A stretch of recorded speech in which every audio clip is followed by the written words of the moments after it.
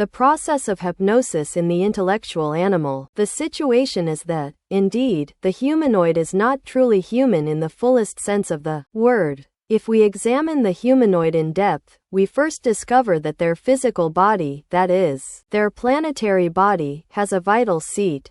I am emphatically referring to the linga sharira of the Hindustanis, meaning the thermoelectromagnetic vehicle or the upper section of the physical body. Such a vehicle serves as the foundation for all biochemical, physiological, luminous, caloric processes, etc., etc. However, in essence, that vehicle is nothing more than the upper section of the physical body. Beyond the planetary body, with its vital or mechanical foundation, the only thing we can painfully find are the psychic aggregates, which collectively constitute the myself, the ego. At the time of death, the dense body goes to the grave. Its vital seat or linga sharira decomposes slowly along with the planetary body after it is buried. I am referring to the expersonality. No one is born with a defined personality. Personality is the daughter of its time, born in its time, and dies in its time. There is no tomorrow for the personality of the deceased. Personality is formed during the first 7 years of childhood and strengthens with time and experience. Personality is energetic. In the process of organic decomposition, the planetary body dissolves first, along with the vital body, and the expersonality dissolves more slowly. However, during the first days of decomposition, that expersonality can still be discarded by the visible, tangible matter in the physical world. At this moment, I have been a witness to something unusual. You all know Doña Calvita, right? That elderly woman. One of her sons died 6 months ago. Yet, unexpectedly, a few days ago, someone called the husband's house by phone. The caller was a representative of a company, asking for references about the deceased José Luis. The husband answered, "But how? He's been dead for 6 months." "What?" The caller responded, "I'm talking about this company. He came here 2 days ago asking for a job because he was unemployed. He gave me your phone number, saying you could provide references." "We're sorry," the husband replied, "but he has been dead for about 6 months. "Impossible," said the person on the phone. "I'm calling based on the information he gave me. I can't believe you're playing with me." "Sir, as I told you, he is dead." The caller was astonished. Over the phone, his amazement rose, and I understand that even panic ensued.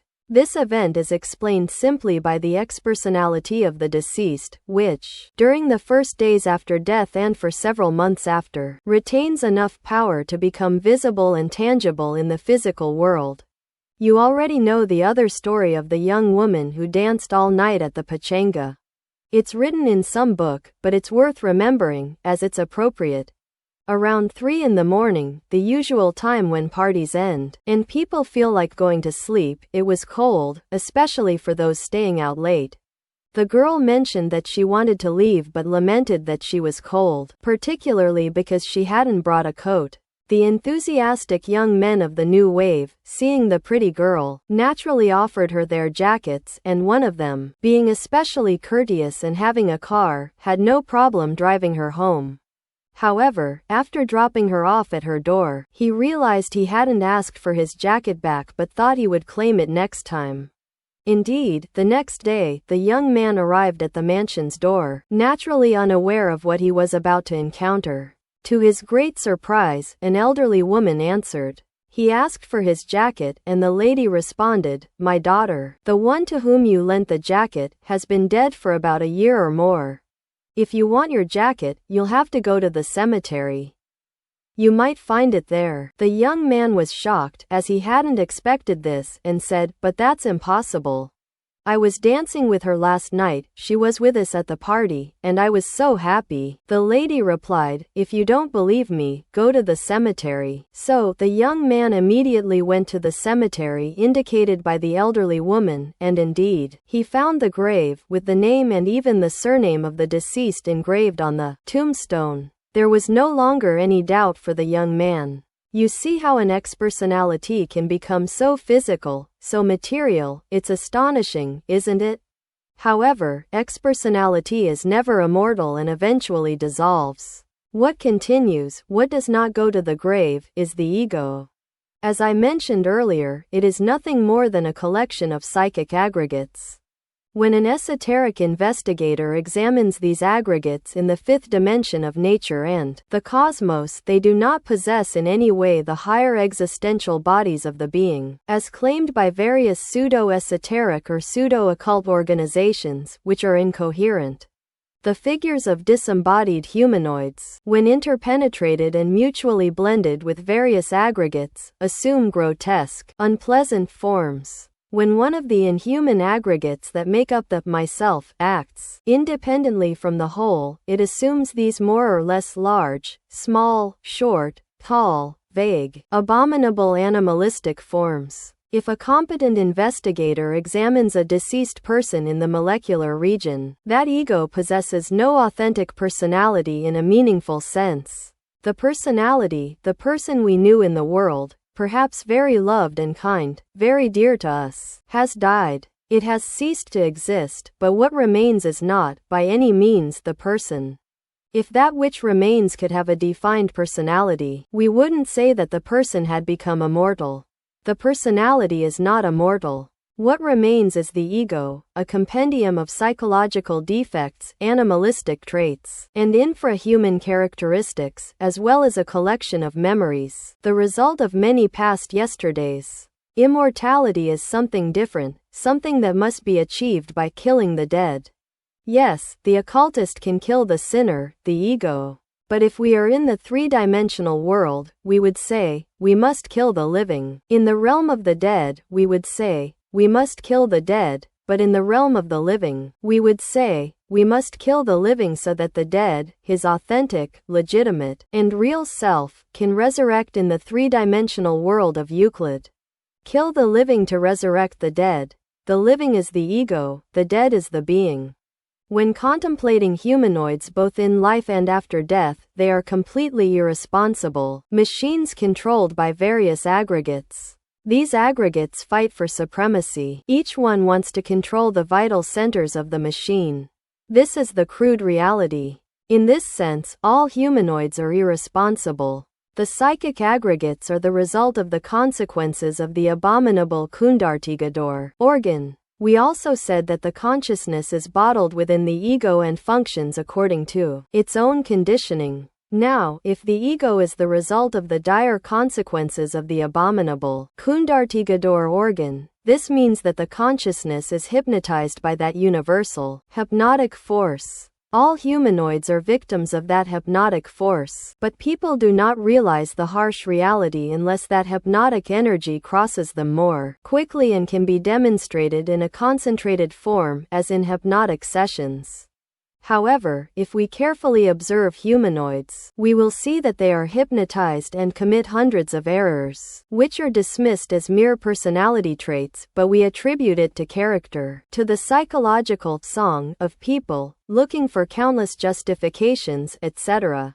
Let's observe an ordinary subject in a hypnotic session, a passive, hypnotized subject. He will do everything the hypnotist commands. If the hypnotist tells him to cross a river from one side to the other, he will do it. It doesn't matter if he's surrounded by many people. If the hypnotist tells him he's being attacked, the subject will try to flee in terror. Why? Because he does whatever the hypnotist commands and believes whatever the hypnotist tells him. Now, if we observe the basic life of people, we will see unusual, extravagant, and terrible behaviors, but for everything, we provide justifications. For instance, the hippie fashion, extravagance in the way they dress, someone behaving oddly, doing things out of sync, as they say, is dismissed as whims. There's always an excuse. But the harsh reality is that everyone is hypnotized and doesn't even know it. The hypnotic force comes, again, I repeat, from the abominable Kundartigador organ. That's the truth. The ego stems from this abominable organ, and since the ego is subjective, it processes within itself subjectively, meaning it is hypnotized, a victim of a hypnosis produced by the abominable Kundartigador organ. So, we must repeat what was said in the last class. It must be so. Now we can understand the lack of responsibility in many personalities. This phenomenon was also observed in various places. I'm referring to civilizations that emerged during the first sub-race route, after the second catastrophe that fundamentally altered the geological crust of our world, Earth. Deep studies were conducted on the irresponsible acts of hypnotized humanoids. Unfortunately, after those countries were destroyed by the chain of deserts of that era, there was the same confusion, reversed, in human organisms. When a man from that time tried to revive the ancient science, he was severely criticized. They destroyed his work before he even had a chance to reconstitute it. The great intellectual scoundrels of that era, locked in a deep hypnotic state, could never accept ideas or concepts outside their closed circle. When one of them tried to break free from that circle, they attacked him ferociously and destroyed him. That man had sensed that there existed a dual consciousness in human beings, the real and the false. He studied the process of collective hypnosis, but unfortunately, his experiments were destroyed. Yes, dear brothers, we must recognize the state in which humanoids exist. The worst part is they believe they are already human, and shadows on TV screens glorify the word man. They say, man has landed on the moon. But what man, I ask? Man is conquering the North Pole. But which man? Where is this man? Are those walking around in humanoid form actually men? They are humanoids but not men. They may be intellectual mammals but never humans. What is the condition for becoming a man? Let me tell you with all sincerity. Despite everything, I've mentioned that perhaps at the very university where students go in Mexico, they say frankly, we are rational mammals. Well, at least that's something, right? But they don't need the word man. They say man is a rational mammal, but they still believe they are men. So, which is it? Either they are rational mammals or they are men. They confuse things, and that's unfortunate, very sad. To become a man, one must first take stock of oneself, eliminating everything inhuman, everything that is animal-like within us, and create within ourselves the human elements. Yet we claim the title of man, just like that, which is 100% absurd. To be a man, beyond eliminating inhuman elements, we must create the higher existential bodies of being. It's essential to understand how these bodies are created, what the system is, the method, and the procedure to follow. In this, we must be careful, analytical, and get to the bottom of the issue. In alchemy, there is talk of the mercury of the secret philosophy. What is this mercury? It is the metallic soul of the sacred sperm. How many aspects does mercury have? 3. What are they? The original raw form, which is crude mercury. What is crude mercury? It's mineral mercury, speaking in strictly alchemical terms, the metallic chaos, the chaos. But it doesn't matter, we know our body came from chaos. Any plant has its chaos from which it sprouts. The human organism also comes from chaos. But which chaos? The sacred sperm, the ens seminis. As Theophrastos Bombastos von Hohenheim, Paracelsus, very rightly said, within it lies the ens virtutis of fire. From that metallic sperm must arise the higher existential bodies of being. And, I repeat, it has 3 aspects. The original raw form, which is the crude sperm.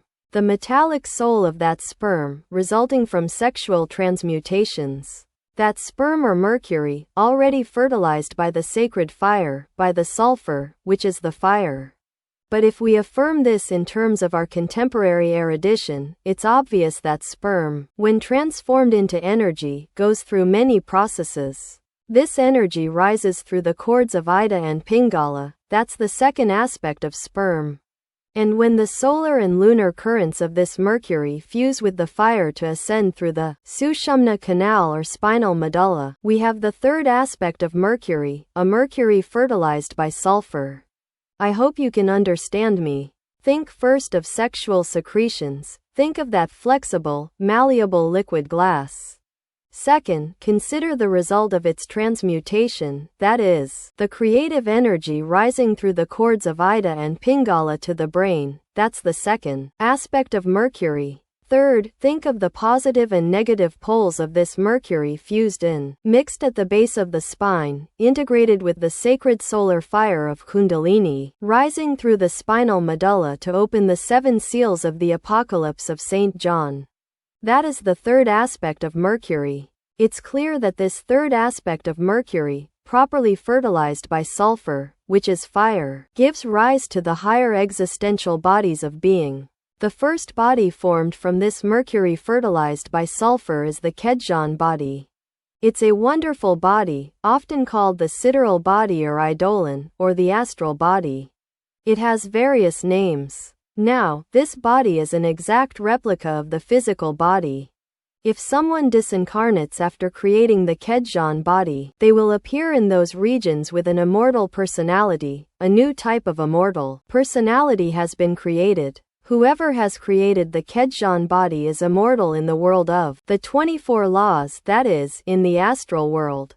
They are no longer just a phantom or specter formed by psychic aggregates.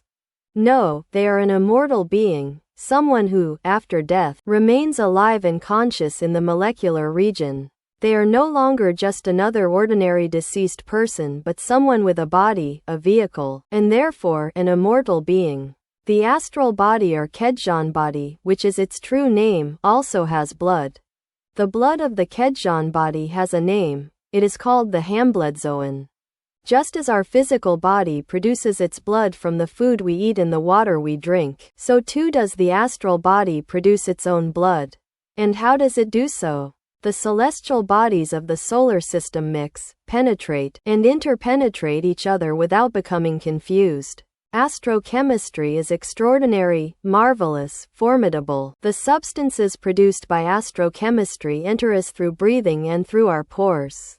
These substances become, within the Kedjan body, what is called Hambloodzoon, which is the blood of that vehicle, that instrument. Therefore, the astral body is a marvelous body of flesh that does not come from Adam, and blood that does not come from Adam. But it is still a body of flesh and bone, with flesh and blood, though not Adam's flesh nor Adam's blood. It needs Hambloodzoon for its perfection, nourishment, and development. Whoever has a Kedjan body can use it.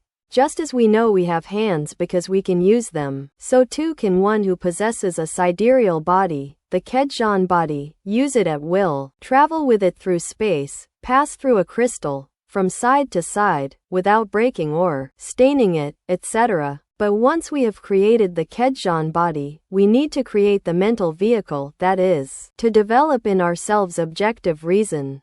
This is the sacred Anskoano. During the process of the sacred Anskoano, the mercury of secret philosophy coagulates into the extraordinary and marvelous form of the mind-body. One comes to know that they possess the mental vehicle when they can use it, travel with it from sphere to sphere, and voluntarily study in the mental world.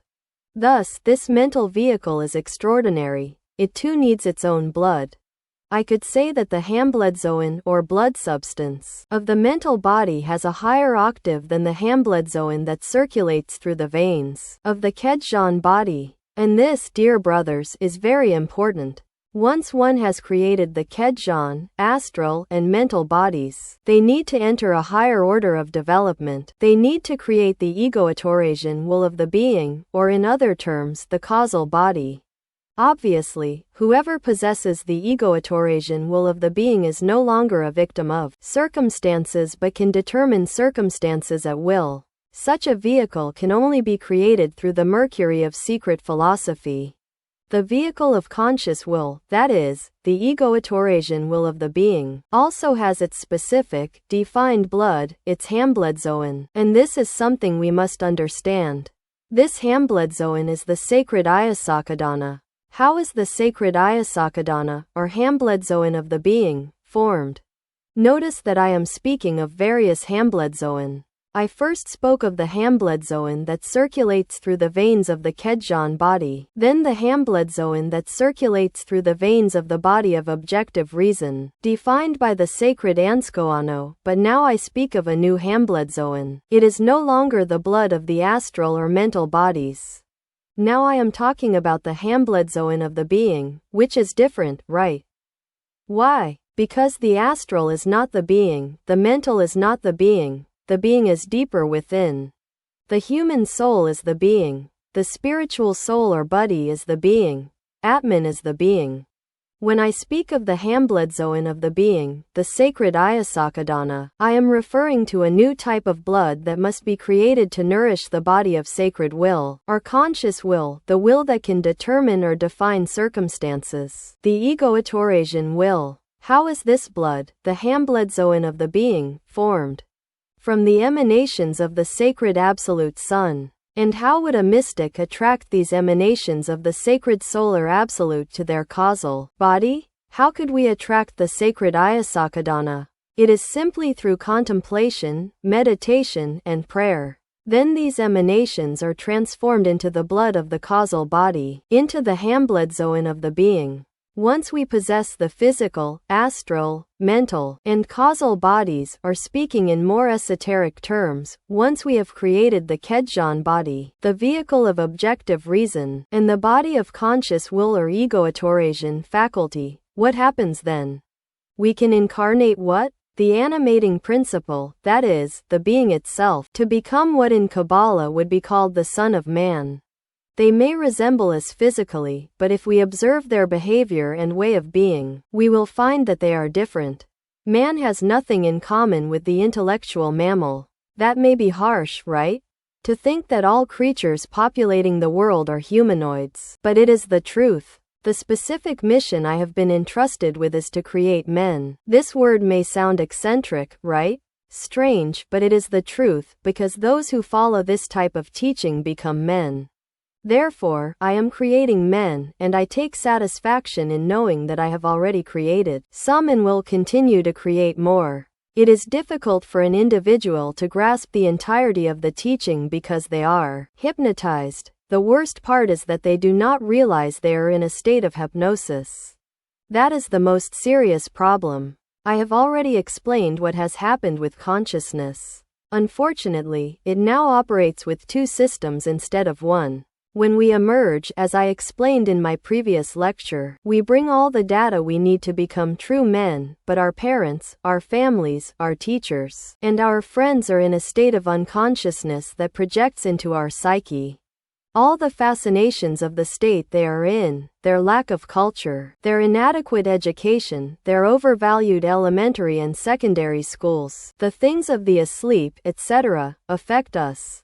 If we are mistaken in our minds, in our memories, with everything our parents teach us at home, our teachers at school, our friends in the street, etc., we not only develop an absurd personality, but we also become unbalanced with these false data from those who are in a state of hypnosis, of real consciousness, to the point where real consciousness is pushed into a corner, underestimated. It contains, for example, the attributes of true faith, real hope, and legitimate love. It holds religion, wisdom, and even those particles of pain from the Father who is in secret, suffering from our mistakes. But these truths are relegated, pushed deep down, only incorrectly categorized by contemporary psychologists as subconscious, and some define it as human infraconsciousness, taking as real consciousness the result of all the information we received during our early years. A false, artificial consciousness is formed, which is the one that charges, collects, and imposes everywhere. So, dear brothers, we have a divided consciousness, authentic consciousness and false consciousness. Also, as a consequence of this error, the circulation of the blood is affected. We know that the blood vessel system functions one way during the waking state and another way during sleep. During waking hours, certain vessels of the general system fill, and during the night, other vessels of the same system fill. These systems give a total divided in two, with two circulation systems, all as a result of our error. Nature itself has had to adapt to our madness, forgive me, my brothers who are dedicated to pedagogy. I had to make myself the exception.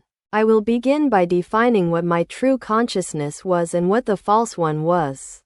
I had to start by discarding that false consciousness that had been formed by my family, my school teachers, my students, and bring to the surface my authentic consciousness, the one that had returned the books and that I mistakenly called the subconscious. I had to eliminate what I had learned, the false consciousness that I had formed throughout my life, and bring out the authentic consciousness, discarding the false one.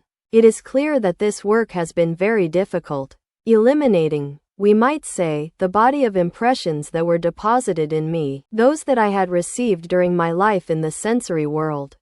It is absurd to know that such a system is divided into two systems of circulation, isn't it?